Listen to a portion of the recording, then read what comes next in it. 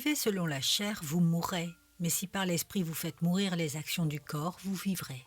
Romains chapitre 8, verset 13.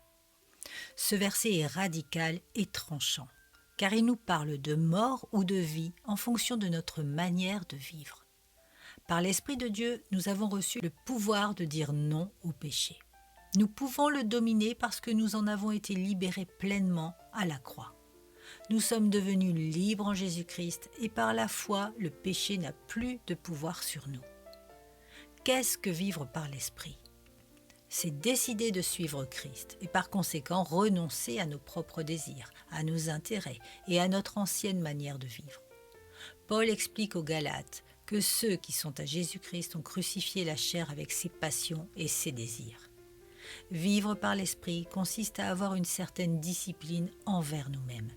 Nous devons nous dépouiller de notre vieil homme, c'est un acte volontaire de notre part, qui se concrétise en marchant dans la vérité et l'obéissance à ce que Christ nous a enseigné. Malheureusement, beaucoup pensent que la grâce de Dieu est suffisante et qu'ils n'ont plus rien à faire. Mais c'est totalement contraire à ce qu'enseigne la parole de Dieu. Suivre Christ exige la mise à mort de notre ancienne vie. La grâce ne nous enlève pas la part que nous avons à faire. Elle est gratuite, mais elle va nous coûter tout ce que nous avons.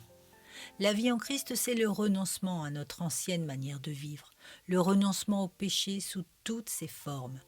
Paul est très clair sur le fait que nous avons notre part à faire. Par l'Esprit, vous faites mourir les actions du corps. Littéralement en grec, c'est mettre à mort. Cela implique forcément une souffrance, mais surtout une action volontaire de notre part. La grâce nous enseigne à renoncer au péché, selon Tite chapitre 2, versets 11 et 12. Et l'Esprit de Dieu nous y aidera, c'est certain, car c'est lui qui met en nous le vouloir et le faire.